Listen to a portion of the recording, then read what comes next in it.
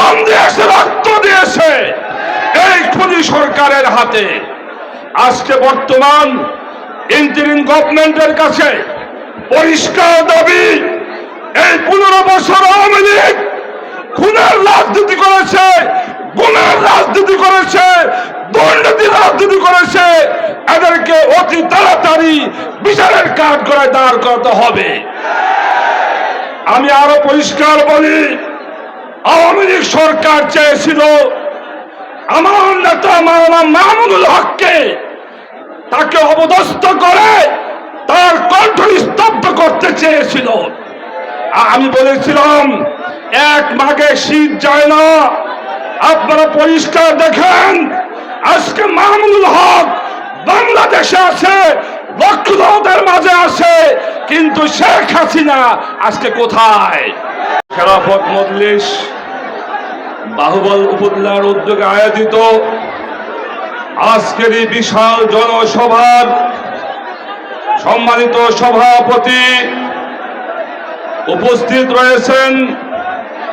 আজকের এই বিশাল জনসভার প্রধান অতিথি বাংলাদেশের মানুষের সবচেয়ে প্রিয় ব্যক্তিত্ব, বাংলাদেশ খেলাফত মজলিসের মুহতারাম মহাসচিব শাইখুল হাদিস মাওলানা মামুনুল হক সহ কেন্দ্রীয় নেতৃবৃন্দ, ওলামায়ে কেরাম, বাহুবলের স্থানীয় লোক ও ভাই ও বন্ধুরা, আপনারা সকলেই জানেন আমাদের উপরে দীর্ঘ 15 বছর একটি স্বৈর শাসক জগদ্দল পাথরের ন্যায় চেপে বসেছিল।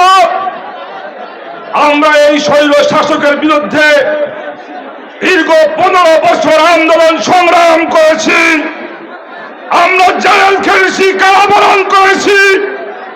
আমরা 2013 সালের শাপলা চত্বরে রক্ত দিয়েছি।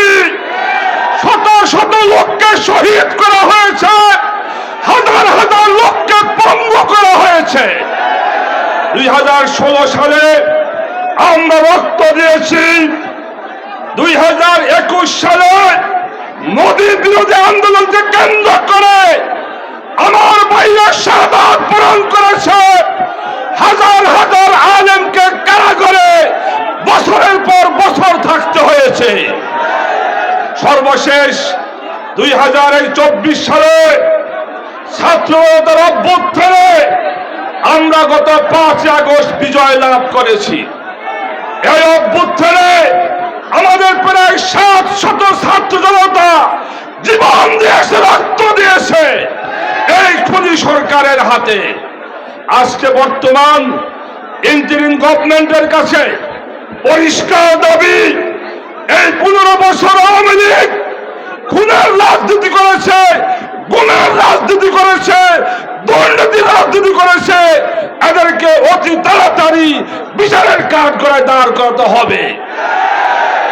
আমি আরো পরিষ্কার বলি, আওয়ামী লীগ সরকার চেয়েছিল আমার নেতা মাওলানা মামুনুল হককে, তাকে অপদস্থ করে তার কণ্ঠ স্তব্ধ করতে চেয়েছিল। আমি বলেছিলাম এক মাঘে শীত যায় না। আপনারা পরিষ্কার দেখেন, আজকে মামুনুল হক বাংলাদেশে আছে, লক্ষ্যদের মাঝে আছে, কিন্তু শেখ হাসিনা আজকে কোথায়? শেখ হাসিনা কোথায়? পালিয়ে গেছে, পালিয়ে গেছে। মামুনুল হক আজকে বাংলাদেশ আপনাদের সামনে এখনই বক্তব্য দিবেন। আল্লাহ যাকে সম্মান দেয় তার সম্মানকে রুখতে পারে না।